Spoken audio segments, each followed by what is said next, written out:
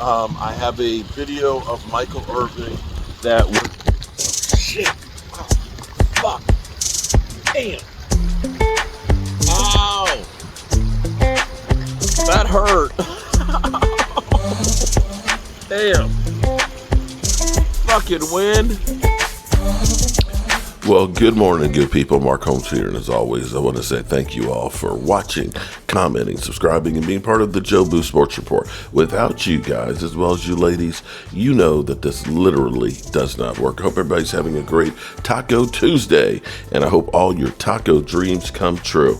So we are here at the day number 2 of the Combine. Today, the interviews start where the teams will get through and start interviewing the players, and then, of course, the whole cattle lineup will happen where they end up having everybody go through and the teams will poke and prod and check every injury that you may have had and get the medicals and stuff like that. You know, we've got the workouts of the weightlifting and everything else. Definitely looking for the future players for the Cowboys. The problem for the Cowboys is we've got a first at 24. We got a second, we got a third, but we don't have a fourth or a fifth at the moment, or we've got a sixth and a seventh. So we don't have a sixth at the moment, but we should be getting 2 compensatory picks, a fifth and a sixth maybe, or 2 sixes. We'll see what it ends up being. But the Cowboys don't have much to work with. Now, a lot of people have been going through and they've been saying to me, the Cowboys just need to blow it up and just start all over. Just start all over. And, you know, this is not without precedent. In fact, this may be, there's a team out there that's on the cusp of doing just that. A team that's been, kind of there in the playoffs, each year, not or close to the playoffs and stuff. And you could see that with their quarterback getting injured, the difference that the team had. Because before he got injured, he was playing really, really well. But the quarterback had made quite a bit of money, and I'm talking about the Minnesota Vikings. Kirk Cousins was actually playing really well last year and keeping that team in games. In fact, they should have beat the Philadelphia Eagles when they were literally missing their whole offensive line. Posed to me yesterday was Kirk Cousins, even if you surround him with Hall of Fame talent, could he win the Super Bowl? And I say yes, because you look at guys like Trent Dilfer or Brad Johnson, guys that you don't look at and say they're elite like Pat Mahomes, but they were on well-built teams, and that's the thing right here. But if you are Minnesota, after the franchise tag day goes off on March 4th, the end of the period to franchise tag a player, then Kirk Cousins will basically be a $30 million cap hit, in which case he's also a free agent. So this is the exact scenario that the Cowboys have as far as Dak Prescott goes, with the exception of the injury, and I hope I didn't just jinx it. But going into this season, we have that $59 million cap hit. But it's more than just that, because next year, because they had moved money into that voidable year, it's also another $36 million. And see, you're at the point now where there's rumors that they are willing to trade Justin Jefferson, because Justin Jefferson literally that's my quarterback. That's the guy that's got me paid. That's the guy I want throwing the ball to me. And so Minnesota is kind of between a rock and a hard place. Do we go ahead and blow the whole thing up and move on from Kirk Cousins and have an unhappy wide receiver and have to get rid of him and start all over? Or do we re-sign Kirk Cousins so we can try and spread out that cap hit? And this will be exactly what, if the Cowboys don't do a new deal with Dak Prescott, what they're going to be facing. And so that's kind of like a gun to the head. Now, K.D. Drummond, he went on and he said that the Cowboys got more leverage, where they could basically say, we got more money. We don't have to worry about the money we got to pay you because we got that extra $13 million. You could say that, but you also still end up with the possibility of this exact same issue next year. Dak Prescott basically says, screw you. You didn't want to pay me then? I can go someplace else where I want to go. And as we look around the NFL, there's a lot of this problem that's going around because Denver's got the same issue. Do they bring back Russell Wilson, who has been a disappointment with all the money that he's made for the 2 years? Tampa Bay, who is has voided Baker Mayfield's contract, where he's a free agent and can go elsewhere. They're going to be looking for a quarterback. And, of course, perennially, there's teams like Washington that are always looking for a quarterback. But I want to go to pop this on here because this is relative to everything that I've been saying here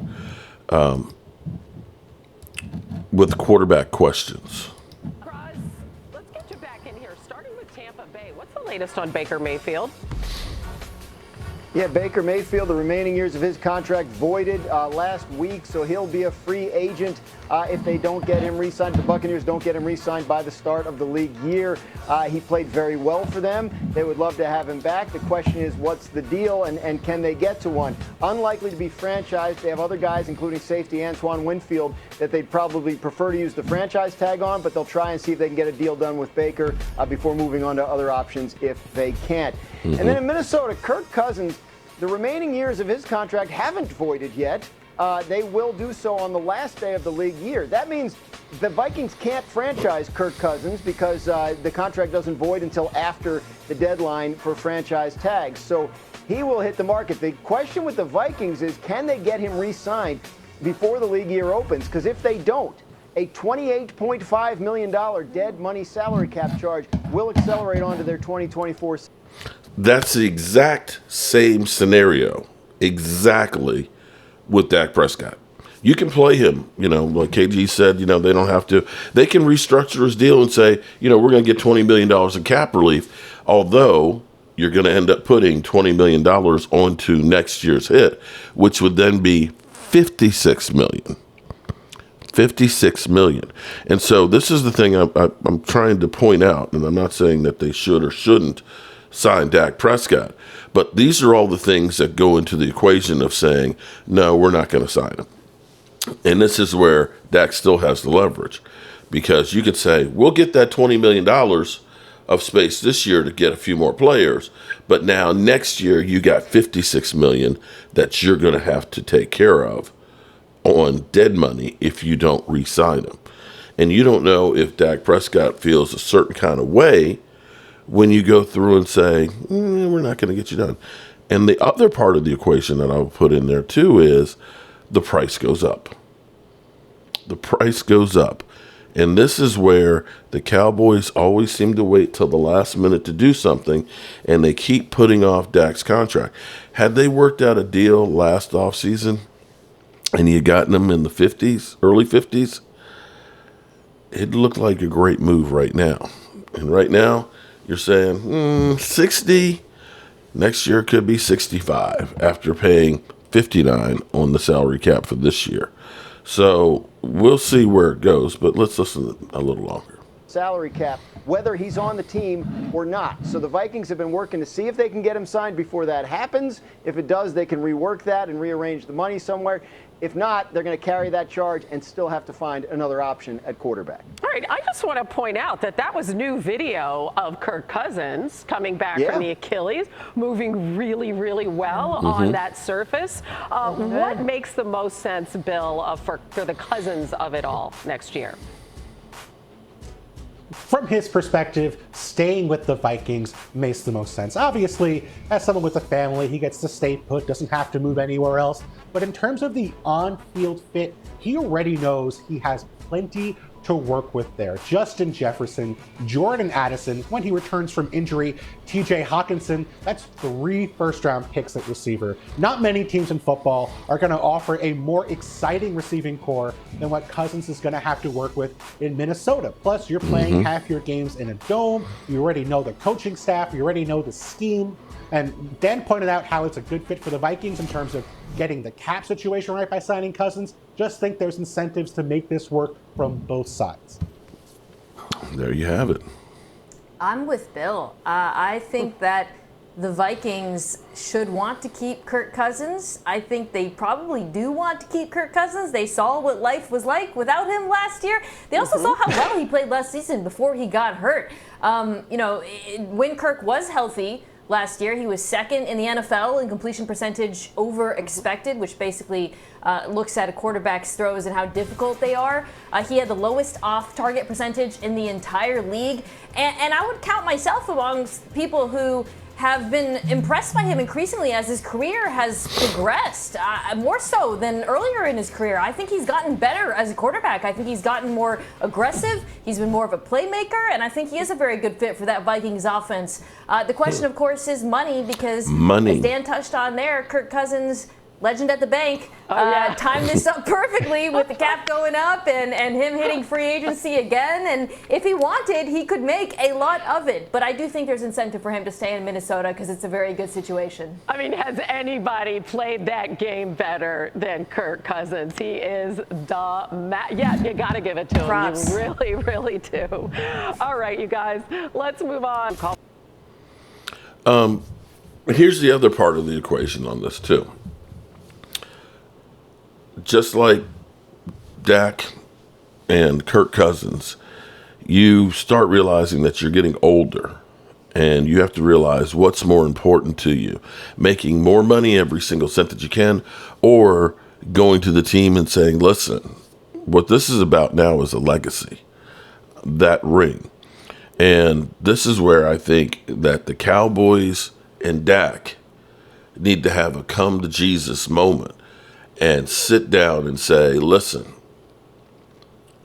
is this about Super Bowls or not? And this is a two-way street. Dak, is it about you getting every single cent, and stuff, and not worrying about a Super Bowl? Jerry, is this about you just being the circus or winning the Super Bowl? If the ultimate goal is a Super Bowl between the two, if that is the overarching goal, then what you have to do is you've got to say, Dak, we want to get guys. We finally want to be all in and get the players that we need to win that Super Bowl. And we need your help. And Dak, listen, I ain't got a problem with helping you guys out if we actually are going to do that. So this needs to be a win-win for both guys. And ultimately a win for the Cowboys. And a final piece in here from this I want to listen to is A.J. Brown has come through and said, there's no problem. Into a sports radio show on Friday, addressed rumors about his future with the team, saying that rumors of friction between himself and Jalen Hurts were, quote, total BS. Brown made it clear that despite the team coming up short in the playoffs, he does want to remain in Philly. Here's what Brown had to say. Let's start with that one, about your feelings about being a Philadelphia Eagle now and for the foreseeable future. I have no problem. I want to be here. It's as simple as that. I love where I'm at. It's simple as that. Next question.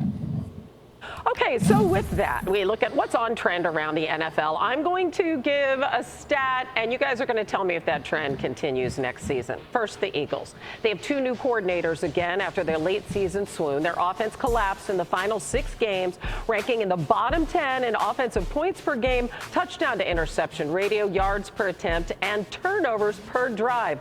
Bill, I put it to you. Does that trend continue next season? Wow. No, I think they improve next year because of what they added. I love this because of Kirk. I believe he's going to give Jalen Hurts help in a situation he needed it last year, and that's with pass pressure in his face. The Eagles didn't have the sort of hot routes and side adjustments other offenses have, and it hurt the Eagles' offense. Jalen Hurts took too many sacks, and he was 29th in completion percentage in the league when pressured last season. So no more 50-50 balls is the solution. Give Jalen Hurts easy, hot reads, get the ball out quick, keep him fresh throughout the year. I believe Kellen Moore's done in other places. He can do it for Jalen Hurts in Philadelphia. Okay, let's head down 95 to the nation's capital, where the Commanders had one of the... All right, we're going to end it right there. And I'm going to go over here, get to work, because that's what we do. And any breaking news that we have on the Combine, we will be sure to be bringing it to you. We'll be talking about that in case the Cowboys actually decide to make a play or do something. But the clock, to be clear, the clock is ticking, and the Cowboys are still $9 million over the cap. They've got to make some moves before next Tuesday. Excuse me, 2 Tuesdays from now. That's less than 2 weeks to get under the cap. And if they are going to try and make a move on some of these early free agents, they got to get some money to do that. So they're there in Indianapolis. Deadlines make deals get made, and we'll see. As always, I appreciate you guys. Peace out.